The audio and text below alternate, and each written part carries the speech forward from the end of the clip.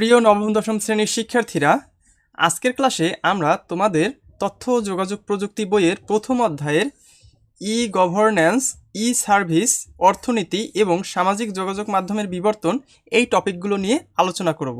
তো আজকের ভিডিও দেখলে তোমাকে হয়তো কষ্ট করে বই পড়তে হবে না, বা তুমি যদি একবার দুই একবার বই পড়ো তাহলেই তুমি বিষয়গুলো বুঝতে পারবে। তো সম্পূর্ণ ক্লাসটি কিন্তু দেখবে। চলো শুরু করা যাক। প্রথমেই আছে ই গভর্ন্যান্স ও সুশাসন, ঠিক আছে? আচ্ছা, আরেকটু বড় করে দেই তোমাদের দেখার সুবিধার্থে। আচ্ছা, কি আছে? গুড গভর্ন্যান্স বা সুশাসনের জন্য দরকার স্বচ্ছতা ও জবাবদিহিতা। ডিজিটাল ব্যবস্থা প্রচলনের ফলে সরকারি ব্যবস্থাসমূহকে আধুনিক ও যুগোপযোগী করার পাশাপাশি হয়রানি ও বিড়ম্বনার অবসান ঘটেছে। শাসন ব্যবস্থায় ও প্রক্রিয়ায় ইলেকট্রনিক বা ডিজিটাল পদ্ধতির প্রয়োগই হচ্ছে ই গভর্ন্যান্স। এটা কিন্তু ই গভর্ন্যান্স জিনিসটা কি সেটার একটা ব্যাখ্যাও কিন্তু চলে আসলো, ঠিক আছে? সেটার একটা ডেফিনেশন হয়ে গেল। সেটা কি? যে গুড গভর্ন্যান্স বা সুশাসনের জন্য দরকার স্বচ্ছতা ও জবাবদিহিতা। এটা তোমাকে বোঝানোর জন্য বলছে যে যদি সরকার যদি ভালো সরকার হয় এবং সরকারি অফিসে যদি ঘুষ, চাঁদাবাজি, দালালি এইসব জিনিস যদি সরকার কমাতে চায় এবং জনগণের বিড়ম্বনা বা হয়রানি কমাতে চায়, সেক্ষেত্রে সরকার কি করে? সকল প্রকার সেবা বা সার্ভিস দেওয়ার জন্য সরকার একটা ওয়েবসাইট তৈরি করে, ঠিক আছে? বা একটা অ্যাপ তৈরি করে। সেই অ্যাপে বা ওয়েবসাইটের মাধ্যমে মানুষ গিয়ে তাদের সেবাটা পায়। বুঝতে পেরেছো? তোমাদের কি একটা উদাহরণ দেই। যেমন তোমরা তো অনেকেই জানো যে এখন যদি এসএসসি, এইচএসসি এগুলোর যদি ফলাফল প্রকাশ করে, রেজাল্ট দেয়, সেটা কিন্তু মোবাইল থেকে বা কম্পিউটার থেকেই তোমার ওয়েবসাইটের মাধ্যমেই রোল নাম্বার দিয়ে দেখা যায়। সেটা দেখতে হলে আর স্কুলে যেতে হবে না, শিক্ষা বোর্ডে যেতে হবে না, শিক্ষা অফিসেও যেতে হবে না। সবাই নিজের হাতে থাকা স্মার্টফোন থেকেই রেজাল্ট দেখতে পারবে। প্রিয় শিক্ষার্থী, আমাদের চ্যানেলের ভিডিওগুলো যদি তোমার পড়াশোনায় একটুও হেল্প করতে পারে তবে আমাদের চ্যানেলটি সাবস্ক্রাইব করে দিতে পারো। এই ভিডিওটি ভালো লাগলে একটি লাইক দিও। আমাদের ভিডিওর মাধ্যমে যদি তুমি পড়াশোনায় একটু উপকৃত হও তবেই আমরা সার্থক। ঠিক একইভাবে তুমি কিন্তু চাইলে পাসপোর্টের আবেদন করতে পারো, অনলাইনে ওয়েবসাইটে চাকরির আবেদন করতে পারো। তো এই যে সার্ভিসগুলো তুমি চাইলেই ঘরে বসে কম্পিউটার বা স্মার্টফোনের মাধ্যমে করতে পারো। এটাই হচ্ছে ই গভর্ন্যান্স। ই মানে ইলেকট্রনিক্স বা অনলাইনে, আর গভর্ন্যান্স মানে তো সরকার। তা আশা করি এটুকু তুমি বুঝতে পেরেছো, ঠিক আছে? আচ্ছা, এই ই গভর্নেন্স বা সুশাসন, ঠিক আছে, এটার সুবিধাটা আসলে কি? সরকারি সেবা যদি তোমার ইলেকট্রনিক্স হয়ে যায়, ঠিক আছে, অনলাইনে চলে আসে, তাহলে তুমি কি কোনো সুবিধা পাচ্ছ? অবশ্যই পাচ্ছ। কি কি সুবিধা পাচ্ছ? সেটা হচ্ছে তোমার হয়রানি বা বিড়ম্বনা হচ্ছে না, অর্থাৎ নাগরিকের হয়রানি ও বিড়ম্বনার অবসান হচ্ছে। অবসান মানে কি? চলে যাচ্ছে, বিড়ম্বনা আর হচ্ছে না। 24 ঘন্টা সেবা প্রদান। যেহেতু এটা অ্যাপে বা ওয়েবসাইটে হচ্ছে, তাহলে তোমার আর অফিস বন্ধ হয়ে গেলেও তোমার সমস্যা নেই। তুমি একটা সরকারি অফিসে কয়টা থেকে কয়টা পর্যন্ত যাও? 10টা থেকে 4টার মধ্যে যেতে হয়। তোমার যদি সন্ধ্যার পর যাও, তুমি তো অফিস খোলা পাবা না। কিন্তু তুমি যদি সেটা ওয়েবসাইটে বা ইন্টারনেটের মাধ্যমে করো, তাহলে কিন্তু তুমি রাতেও সেই কাজগুলো করতে পারতেছো, ঠিক আছে? যেমন রাতে তুমি ইন্টারনেট চালাচ্ছ, ফেসবুক চালাচ্ছ, ইউটিউব চালাচ্ছ, সেরকম সরকারি ওয়েবসাইটও তুমি রাতে সেখান থেকে সার্ভিস নিতে পারবা। এরপরে কি? সরকারি দপ্তরসমূহের মধ্যে আন্তঃসংযোগ বৃদ্ধি, ঠিক আছে? একটা দপ্তর থেকে অন্য দপ্তরে তোমার ডেটা ট্রান্সফার সুবিধা হয়, ঠিক আছে? এক দপ্তর থেকে তোমার আইডি কার্ডের ডেটা নিয়ে আর এক দপ্তর, মনে করো পাসপোর্ট ভিসার দপ্তরে, সেটা তুমি পাঠিয়ে দিতে পারো, এরকম আর কি। আচ্ছা, এরপরে শিক্ষাক্ষেত্রে ই গভর্নেন্সের সাফল্য, ঠিক আছে? অর্থাৎ পড়ালেখার ক্ষেত্রে এটা কি আসলে কাজ করে? কিভাবে কাজ করে, কি সুযোগ সুবিধা দেয়, সেটাই বুঝবো। এই যে একটু আগে যে উদাহরণটা তোমাকে দিলাম, পাবলিক পরীক্ষার ফলাফল। আগে ফলাফল সংগ্রহের জন্য পরীক্ষার্থী ও অভিভাবকদের দূরবর্তী গ্রাম থেকে শহরে আসতে হতো। বর্তমানে ইন্টারনেট ও মোবাইল ফোনে SMS এর মাধ্যমে ফল প্রকাশের সঙ্গে সঙ্গেই ফলাফল জানা যায়, ঠিক আছে? অর্থাৎ কারো যদি বাটন ফোন বা ফিচার ফোন থাকে, সেও কিন্তু তোমার রেজাল্ট জানতে পারবে। প্রিয় শিক্ষার্থী, সহজ শেখার অনলাইন ক্লাসে ভর্তি হয়ে তুমিও পেতে পারো আকর্ষণীয় কম্পিউটার, ল্যাপটপ ও আইফোন পুরস্কার। বিস্তারিত জানতে সহজশেখা.com ওয়েবসাইটে ঘুরে আসো অথবা ভিডিওর ডেসক্রিপশন বক্স থেকে আমাদের সঙ্গে যোগাযোগ করো। আর কি? উচ্চশিক্ষায় ভর্তি। শাহজালাল বিজ্ঞান ও প্রযুক্তি বিশ্ববিদ্যালয়ে ভর্তির উদাহরণের মাধ্যমে দেখা যায় এখন মোবাইল ফোনেই আবেদন করা সম্ভব। আগে আবেদনপত্র সংগ্রহ এবং জমা দেওয়ার জন্য বারবার শহরে ঘুরতে হতো না। তোমাদের বইতে কিন্তু অনেক বড় গল্পের মাধ্যমে বোঝাইছে, যদিও গল্পের মাধ্যমে বোঝাও সহজ, ঠিক আছে। তো আমি এখানে একটু শর্টকাটে লিখছি। তুমি মনে করো এসএসসি পাস করছো, ইন্টারমিডিয়েট পাস করছো, এবার তুমি একটা ইউনিভার্সিটিতে ভর্তি হবা। এখন কি ভর্তি হওয়ার জন্য ভর্তি ফর্ম কিনতে সেই ইউনিভার্সিটিতে চলে যাবা? তুমি মনে করো থাকো চট্টগ্রামে, ইউনিভার্সিটি হচ্ছে রাজশাহীতে, তো এত দূর যাওয়া সম্ভব শুধু একটা ফর্ম তোলার জন্য, আবেদন করার জন্য? সেটাই যদি তুমি ঘরে বসে অনলাইনে করতে পারো সেই আবেদনটা, অ্যাপ্লাইটা, তাহলে কত সুবিধা না? সেটাই এখানে বুঝাইছে যে সেটাই কিন্তু এখন হচ্ছে, ঠিক আছে। সেটা কিন্তু অলরেডি হচ্ছে। তুমি এখন ঘরে বসেই তুমি কলেজে ভর্তির মানে অনলাইন আবেদন করতে পারো, ঠিক আছে। এরপরে কি রয়েছে? ই সেবা ও কৃষি বিল পরিশোধ, ঠিক আছে। আচ্ছা, প্রথমেই আছে ই-পুরজি। ই-পুরজি জিনিসটা আসলে কি? দেশের 15টি চিনিকলের সকল আখ চাষি এখন SMS এর মাধ্যমে পুরজি জিনিসটা কি? পুরজি হচ্ছে আখ সরবরাহের অনুমতি পত্র তথ্য পাচ্ছে। এর ফলে আখ সরবরাহ ও উৎপাদন বৃদ্ধি পেয়েছে এবং হয়রানি কমে গেছে, ঠিক আছে। অর্থাৎ সে মোবাইলের মাধ্যমেই সরকারকে আবেদন করতেছে যে আমি 2 বিঘা জমিতে আখ চাষ করব, আমার আখটা যেন সরকার চিনি কলে কিনে নেয়, ঠিক আছে। সরকারও তাকে পারমিশন দেবে। সরকারও জানতেছে যে এবছর মনে করো 10,000 কৃষক আখ চাষ করতেছে হয়তো 50,000 বিঘা জমিতে, ঠিক আছে। তাহলে সরকারও কিন্তু একটা এস্টিমেটেড আইডিয়া পাচ্ছে, আবার কৃষকেরও লস হচ্ছে না, সেও জানে সরকার তার আখটা কিনে নিবে, চিনি তৈরি করবে, তারও লস হচ্ছে না। এটা হচ্ছে ই-পুরজি। এরপরে কি? বিল পরিশোধ। বিদ্যুৎ, গ্যাস ও পানি ইত্যাদির বিল পরিশোধের গতানুগতিক পদ্ধতি ছিল খুবই সময় সাপেক্ষ। আগে কি করতে হতো যে বিদ্যুতের বিল দেবা, ব্যাংকে চলে যাও, লাইনে দাঁড়াও, ঠিক আছে, 1 ঘন্টা পর দাও। এখন কি করা যায়? বিকাশ, নগদ উপায়, এতেই তুমি চাইলে বিদ্যুতের বিল পাঠিয়ে দিতে পারো, কোনো সমস্যা নেই। এরপরে কি? ইলেকট্রিক বিল তো বিদ্যুৎ বিল। এরপরে আছে মোবাইলের ওয়াইফাইয়ের বিল, ঠিক আছে। যারা ওয়াইফাই চালায় তারা তো জানে যে ওয়াইফাইয়ের বিল এখন ঘরে বসেই বিকাশ থেকে পাঠাই দেওয়া লাগে। ওই প্রতি মাসে মাসে লোক আসবে, তার হাতে দেব, এসবের কোনো ফাইল নাই। বর্তমানে মোবাইল ফোন বা অনলাইনে এই বিল পরিশোধ করা যায়। ক্লিয়ার? তো ই সেবাগুলো কি কি? ই-পুরজি আছে কৃষকের জন্য, তারপর বিল পরিশোধ করতে পারি আমরা মোবাইলেই, ঠিক আছে। এই আইডিয়াটা জাস্ট রাখবা। এরপরে আছে কি? অর্থ স্থানান্তর ও ই-পর্চা, ঠিক আছে। অর্থাৎ আমরা কিন্তু চাইলেই এখন এক জায়গা থেকে অন্য জায়গায় টাকা পাঠাতে পারি। আচ্ছা, EMTS, electronic money transfer system, এটা কিন্তু সরকার ডেভেলপ করেছে। বা এমটিএস এর মাধ্যমে দেশের প্রায় সকল ডাকঘরে 1 মিনিটের মধ্যে 50,000 টাকা পর্যন্ত পাঠানো যায়। তাই আমরা সবাই জানি, ঠিক আছে। এখন টাকা পাঠানোর কোনো ব্যাপারই না, ঠিক আছে। আমি আমাদের পোস্ট অফিসে গেলাম, তা কেউ একজন আমার আত্মীয় থাকে খুলনা, তাকে খুলনার পোস্ট অফিসে টাকা পাঠিয়ে দিলাম, শেষ। তারপরে কি? ই-পর্চা। দেশের সকল জমির রেকর্ডের অনুলিপি এখন অনলাইনে সংগ্রহ করা যায়, যাকে ই-পর্চা বলে। অর্থাৎ তোমার বাবা কাকাদের যে জমি, সেটা তোমার বাবা কাকাদের নামেই আছে কি না, কতটুকু আছে, কোন জায়গাতে আছে, সেই যে দলিল, সেটা এখন ডিজিটাল হয়ে গেছে এবং সেটা এখন অনলাইনেই ওয়েবসাইটেই দেখা যায়, ঠিক আছে। সেটাকেই বলা হচ্ছে ই-পর্চা। আগে আবেদনকারীকে সরাসরি উপস্থিত হতে হতো, কিন্তু এখন দেশ বিদেশের যে কোনো স্থান থেকে নির্দিষ্ট ফি জমা দিয়ে পর্চা সংগ্রহ করা যায়, ঠিক আছে। একটা ফি আছে, অল্প কিছু টাকা, সেটা যদি তুমি ওয়েবসাইটে দাও, টাকা পাঠাই দাও অনলাইনে, তাহলে তুমি সেই ওয়েবসাইট থেকে তোমার পর্চা, অর্থাৎ দলিল, পর্চা মানে এক ধরনের দলিল, সেটা তুমি সংগ্রহ করতে পারবে, ঠিক আছে। তো পরের স্লাইডে কি আছে? ই স্বাস্থ্যসেবা ও ই টিকেটিং। ই স্বাস্থ্যসেবা আমরা বুঝতে পারতেছি যে আমরা চিকিৎসা নেব, মেডিসিন বা প্রেসক্রিপশন, ডাক্তার দেখাবো, সেটাও অনলাইনে। আর ই টিকিটিং কি? যে অনলাইনে আগে থেকেই বাস বা ট্রেনের টিকিট কেটে আমরা রাখতে পারি।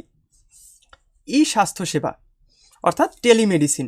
সরকারি হাসপাতালগুলোতে মোবাইল ফোনের মাধ্যমে চিকিৎসকরা স্বাস্থ্য পরামর্শ দিয়ে থাকেন।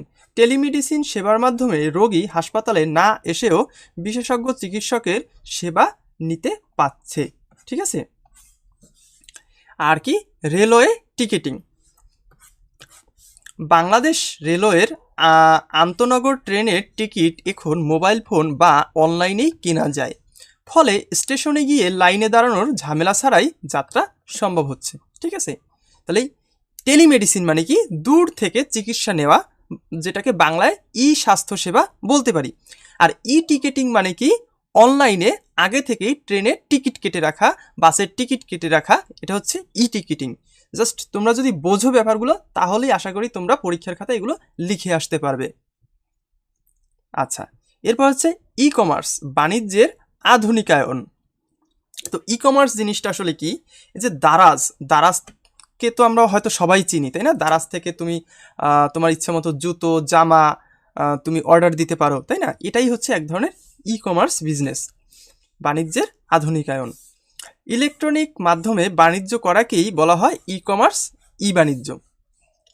যেমন পণ্য থাকে বিক্রেতার কাছে, তুমি সেই বিক্রেতা কি করে, একটা ছবি তুলে সেটা দারাজে আপলোড করে, তারপরে দাম লিখে দেয়।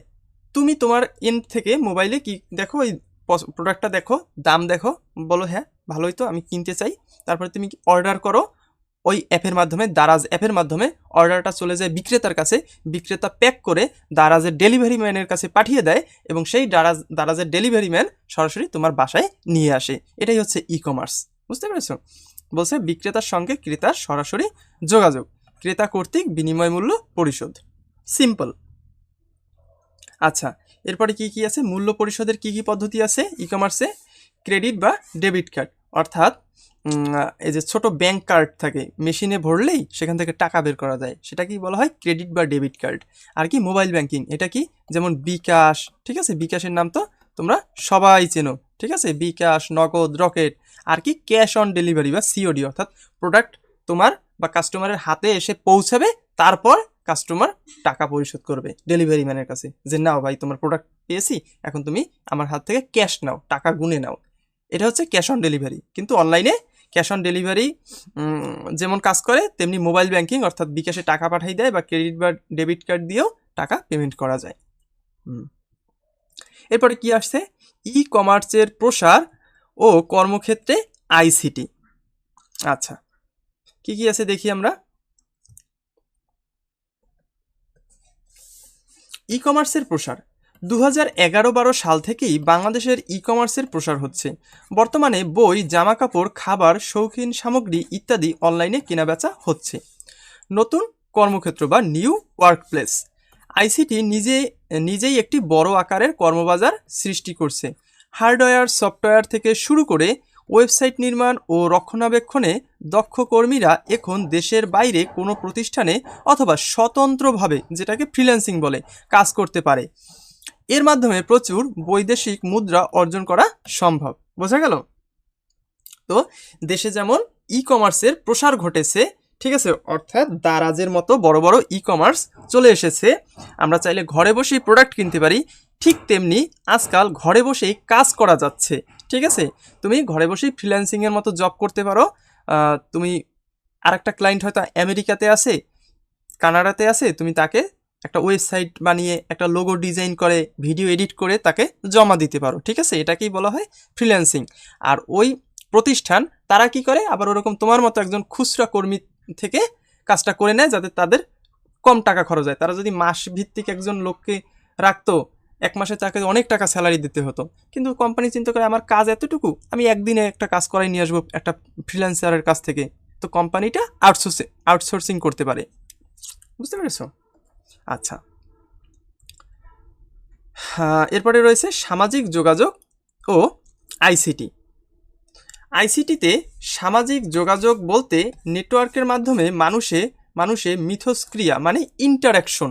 ঠিক আছে, নেটওয়ার্কের মাধ্যমে তোমার আমার সাথে কথা হবে ভিডিও কলে, এরপরে ব্যবসা বাণিজ্য হবে ই কমার্সের মতো, তারপরে অনলাইনে টিচিং হবে। এই যেমন এখন অনলাইনে তোমাকে আমি শেখাচ্ছি, ঠিক আছে, এই যে ইন্টারাকশনটা হচ্ছে, এটা কি তোমার নেটওয়ার্কের আইসিটিতে সামাজিক যোগাযোগ বলতে বোঝায় এই যে নেটওয়ার্কের মাধ্যমে মানুষে মিথস্ক্রিয়া।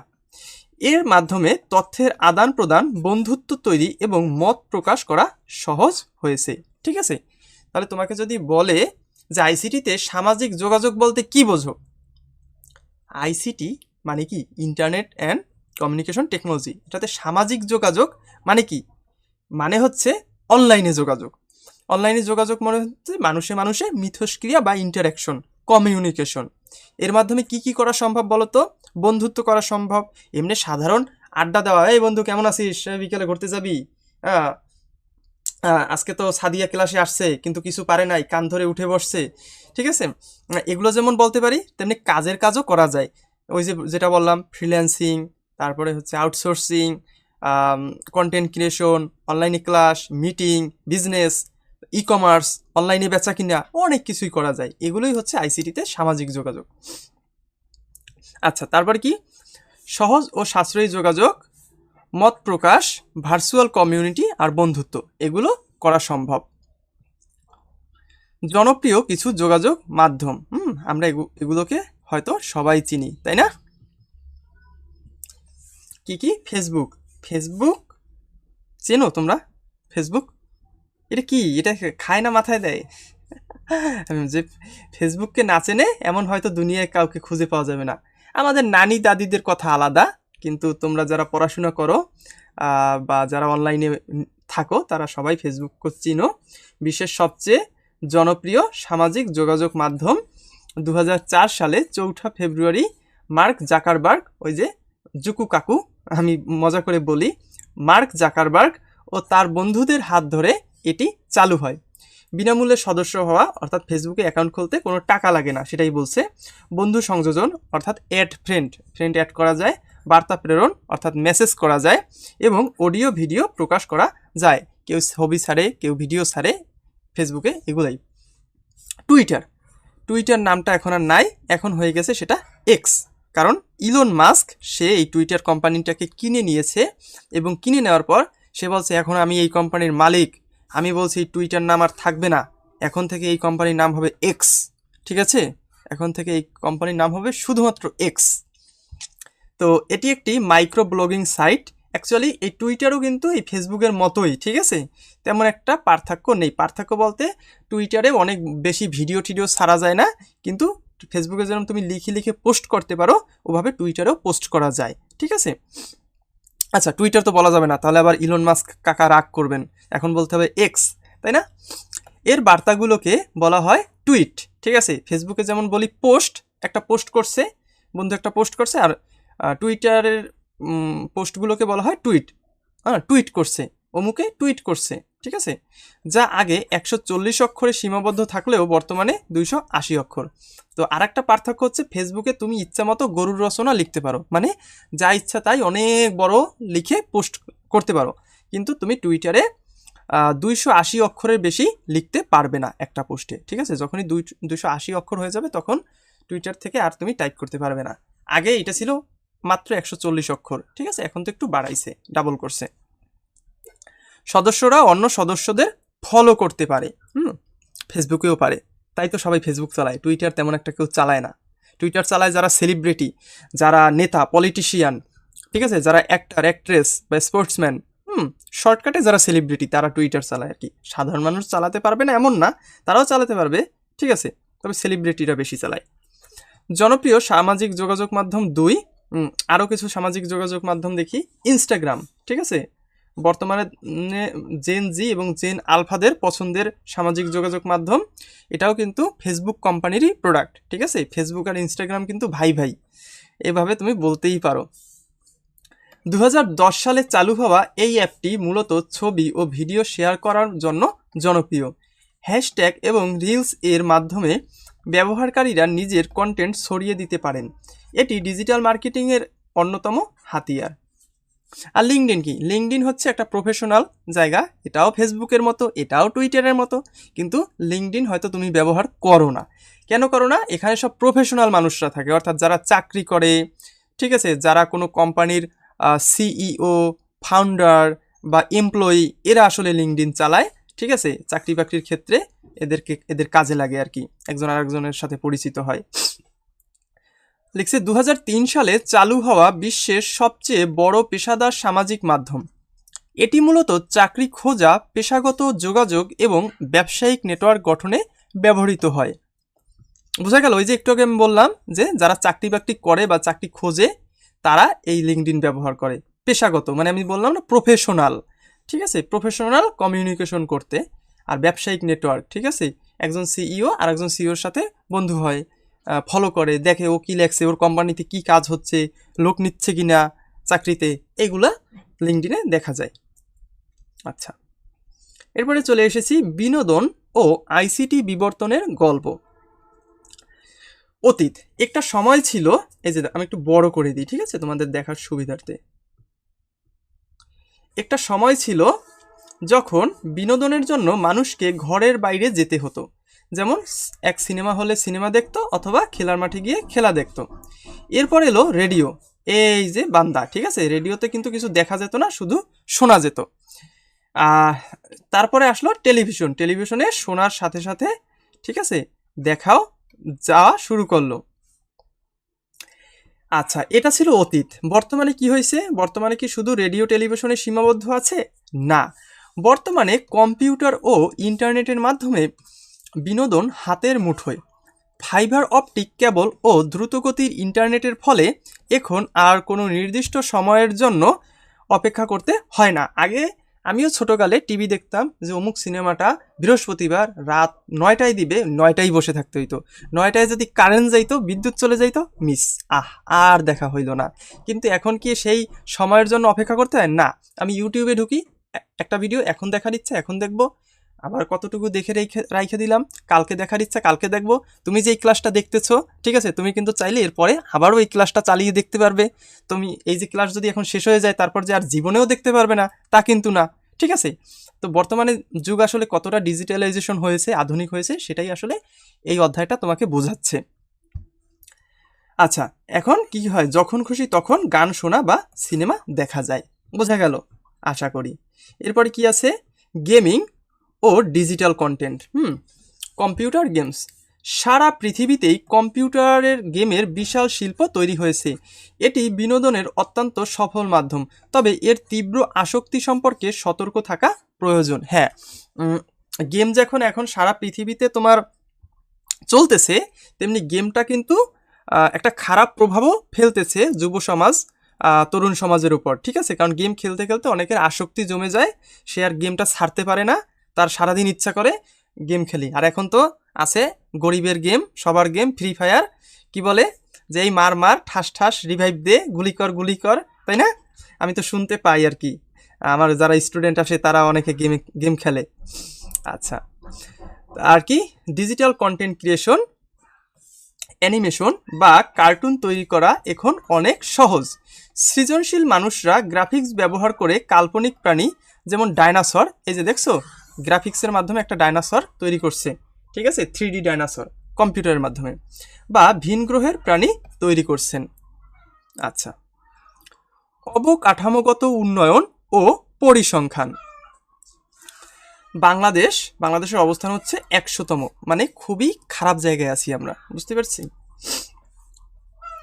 193টি দেশের মধ্যে অবকাঠামোগত উন্নয়ন ও পরিসংখ্যানের দিক দিয়ে বাংলাদেশের অবস্থান কত? 100।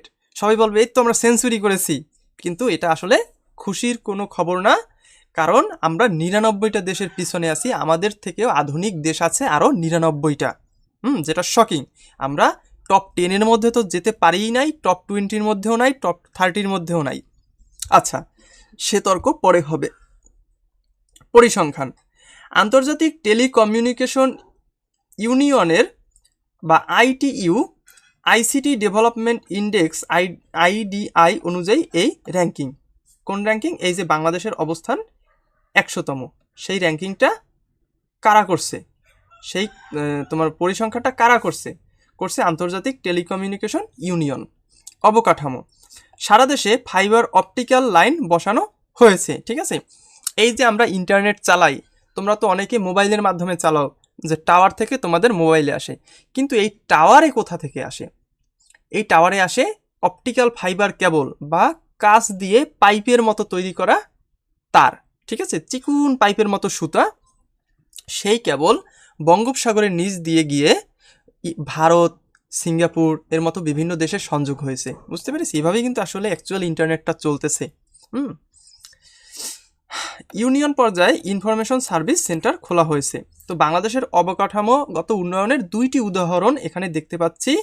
এক, সারা দেশে ফাইবার অপটিক্যাল লাইন বসানো হয়েছে। ঠিক আছে, তাহলে তোমাকে যদি জিজ্ঞেস করে যে বাংলাদেশে কি ফাইবার অপটিক্যাল লাইন আছে, তখন তুমি বলবা হ্যাঁ আছে। ফাইবার অপটিক্যাল লাইনের কাজ কি? ইন্টারনেট বা ডাটা ট্রান্সফার করা। ঠিক আছে, আর কি হয়েছে? ইউনিয়ন পর্যায়ে ইনফরমেশন সার্ভিস সেন্টার খোলা হয়েছে। ঠিক আছে, এই 2টা তথ্য আমরা দেখতে পাচ্ছি। ধারণা বা লিপফ্রগ প্রযুক্তি ব্যবহারের মাধ্যমে বাংলাদেশ অনেক ধাপ এগিয়ে যাওয়ার চেষ্টা করছে, যাকে বড় লাভ লিপফ্রগ বলা হয়। অর্থাৎ বাংলাদেশ কিন্তু অনেক পিছনে ছিল, একটা সময় ছিল সেই 2000 থেকে 2005 বা 8, তখন বাংলাদেশ অনেক পিছনে ছিল। কিন্তু তারপরে কি করছে বাংলাদেশ? ব্যাঙের মতো বড় বড় লাফ দিয়ে অনেকটা ধরে ফেলছে বিশ্বকেই। কিন্তু অ্যাকচুয়ালি এখনও উন্নত বিশ্বগুলো আমাদের থেকে অনেক আগাই আছে। তাও আমরা ইন্টারনেট পেয়েছি, মানে তুমি সৃষ্টিকর্তার কাছে শুকুর করতে পারো, অন্ততপক্ষে আমাদের কাছে ইন্টারনেট আছে। আমরা বিশ্বের যে কোনো তথ্য ইউটিউব থেকে বা গুগল থেকে আমরা দেখতে পারি, শিখতে পারি। ঠিক আছে, তো এই জন্য এটাকে কি বলা হয়? লিপফ্রগ। বা ব্যাঙের বড় বড় লাফ দিয়ে আমরা 4G 5G পর্যন্ত চলে এসেছি। ঠিক আছে, আচ্ছা, এরপরে কি? বঙ্গবন্ধু স্যাটেলাইট 1 মহাকাশে বাংলাদেশ। বঙ্গবন্ধু স্যাটেলাইট 1 কবে উৎক্ষেপণ করা হয়েছে? 12ই মে 2018 সালে। ঠিক আছে, তোমাকে যদি জিজ্ঞেস করা হয় যে বাংলাদেশের কি কোনো নিজস্ব স্যাটেলাইট আছে, তুমি বলবে অবশ্যই আছে। তার নাম কি? তার নাম হচ্ছে বঙ্গবন্ধু স্যাটেলাইট। ঠিক আছে, কারণ ওই তখন তৎকালীন প্রধানমন্ত্রী শেখ হাসিনা এই স্যাটেলাইটের পরিকল্পনা করেছিলেন, এজন্য তার পিতার নামে বঙ্গবন্ধু স্যাটেলাইট নামকরণ হয়েছিল। তো বিশ্বের কততম দেশ হিসাবে আমরা স্যাটেলাইট পাঠাইছি? বিশ্বের 57তম রাষ্ট্র হিসেবে আমাদের নিজস্ব স্যাটেলাইট আমরা মহাকাশে প্রেরণ করেছি। ঠিক আছে, অর্থাৎ আমাদের আগে কয়টি দেশ স্যাটেলাইট পাঠাইছে? 56টি। ঠিক আছে, 56। আমাদের আগে 56টি দেশ স্যাটেলাইট পাঠাইছে, আর আমরা হয়েছি 57তম। মনে থাকবে? আচ্ছা, এরপর কি আছে যে একটু হাইলাইটস। ডিজিটাল বাংলাদেশের বাস্তবায়নের অগ্রগতি, শিক্ষা, চিকিৎসা ও আবহাওয়ার পূর্বাভাসের সুবিধা, বৈদেশিক মুদ্রা, আয় ও সাশ্রয়। তাহলে আমরা ধীরে ধীরে প্রযুক্তির দিকে এগোচ্ছি, আস্তে আস্তে ডেভেলপ করতেছি। ঠিক আছে, প্রযুক্তিতে এখন আমাদের সেক্টর ব্যাপক, এটাই বোঝাচ্ছে। তো এভাবেই কিন্তু আমরা প্রত্যেকটা ক্লাস ছবির সাহায্যে ইন্টারেক্টিভ ক্লাস করব, তাই ক্লাসগুলো মিস দিও না। এর পরবর্তী টপিকগুলো নিয়ে আলোচনা করব পরবর্তী ক্লাসে। ঠিক আছে, গুড বাই।